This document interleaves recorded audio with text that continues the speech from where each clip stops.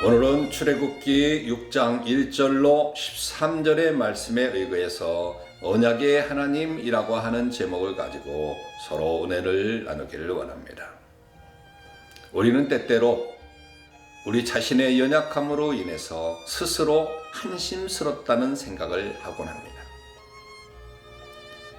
무능력한 모습도 한심스럽지만 하나님께 대한 다짐들이 매우 작은 이유들로 인해서 무너지는 모습을 보면 더욱 그렇습니다. 모세 역시 예외가 아닙니다.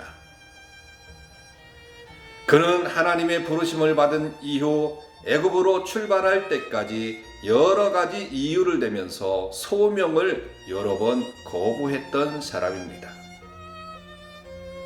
그런데 자신을 쫓아낸 바로가 이스라엘 백성들의 고역을 더 무겁게 하는 것을 보자 또다시 하나님께 무례한 말을 하였습니다.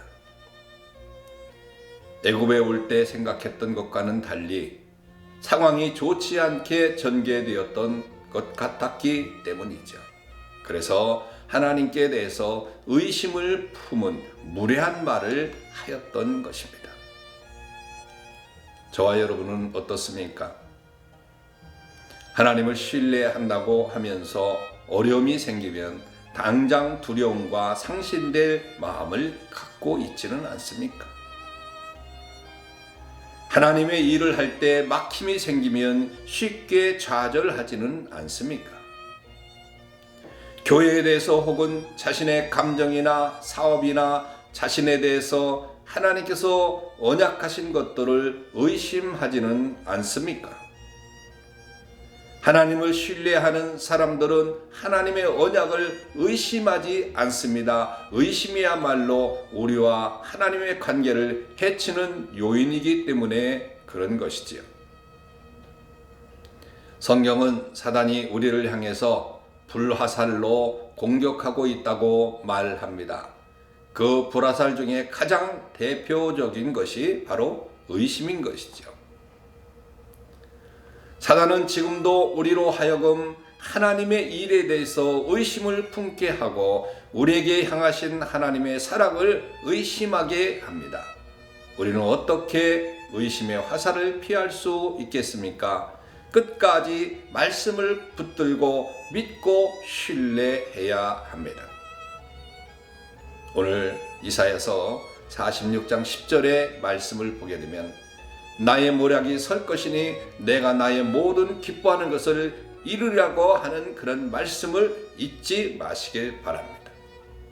그리고 이사야서 55장 11절의 말씀처럼 내 입에서 나가는 일도 헛되이 내게로 돌아오지 아니하고 나의 뜻을 이루어 나의 명하여 보낸 일에 형통하리라고 하신 말씀도 붙들고 있으시길 바랍니다.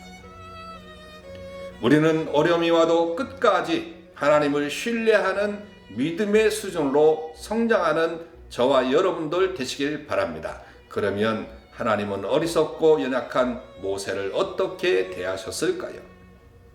본문에서 하나님의 마음을 살펴보시길 바랍니다. 먼저는 모세에게 언약의 하나님으로 임하셨습니다. 하나님은 근심과 걱정에 사로잡혀 있는 모세를 책망하지 않고 도리어 이스라엘의 구원을 약속하시면서 여호와라는 당신의 칭호를 남기셨습니다. 여호와란 이중의 뜻을 내포하고 있는데 하나는 영원전부터 영원까지 스스로 계시는 절대자라고 하는 뜻이죠.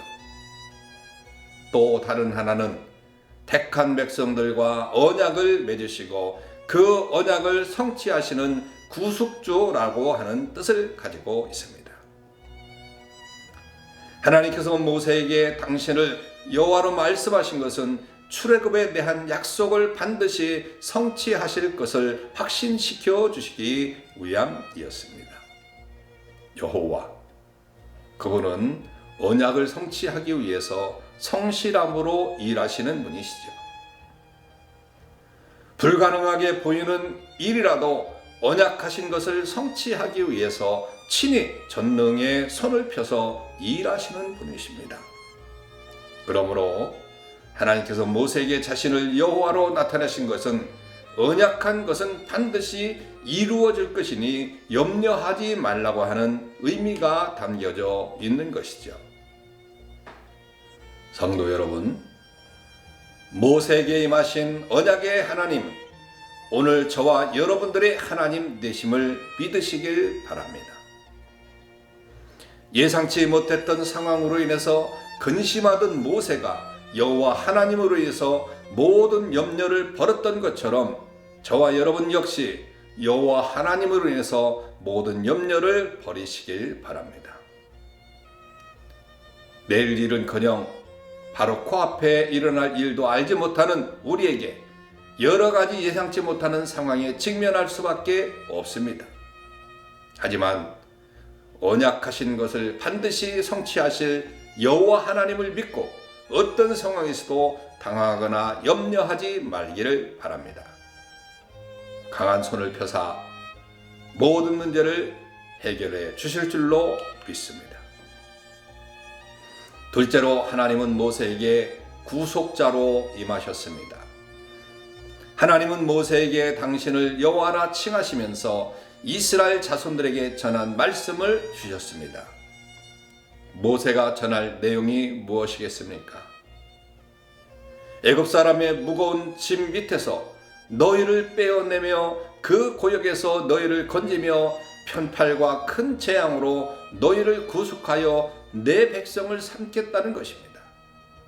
간단히 말하자면 하나님께서 구속자가 돼서 이스라엘 자손을 애굽에서 구원해 내시겠다고 하는 그런 약속입니다. 구속하다고 하는 단어는 무르다 복수하다고 하는 뜻과 함께 친척이 되다라고 하는 뜻이죠.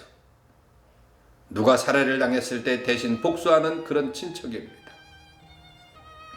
누가 땅을 팔았을 때 대신 땅값을 물어주는 친척입니다. 누가 무자한 채 죽었을 때 그 아내와 혼인해서 죽은 자의 이름으로 자손을 잇게 해주는 친척입니다. 이러한 친척을 이름하여 고엘이라고 하고 그런 제도를 고엘 제도라고 합니다. 우리가 잘 알다시피 고엘 제도는 룻기에 잘 설명되어 있는데 룻의 고엘이 누구입니까? 바로 보아스입니다.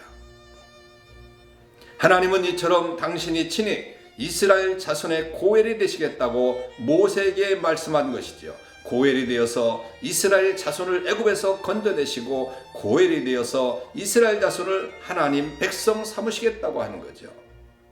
그리고 고엘로서 이스라엘 자손에게 가나안을 기업으로 주시겠다고 하는 것입니다. 사람들 중에는 고엘이면서 고엘의 역할을 포기하는 자들이 있습니다. 하지만 하나님은 결코 포기하지 않으시며 고엘의 역할을 감당하시게 될 줄로 믿습니다. 오늘 여러분들의 고엘은 누구입니까? 십자가의 보혈로 모든 죄를 대속하여 구속하신 예수 그리스도가 바로 고엘 되시는 분이십니다. 오늘 성도라 불려지는 것도 천국 백성 된 것도 예수님께서 고엘이 되어 주셨기 때문에 그렇습니다. 그렇기 때문에 그저 우리는 주님을 사랑하고 고엘이 되신 주님을 찬양하시길 바랍니다. 오늘도 나의 구속자 되신 주를 믿음으로 모든 염려에서 자유하시기를 주님의 이름으로 축원합니다. 오늘 우리가 기도할 것은 주님이 우리를 위해서 이 땅에 오셔서 고엘이 되셨는데 그 하나님 앞에 감사하며 모든 일들을 감당할 때 감사함으로 열정을 다하는 저희들 될 수 있기를 기도하시길 바랍니다. 샬롬.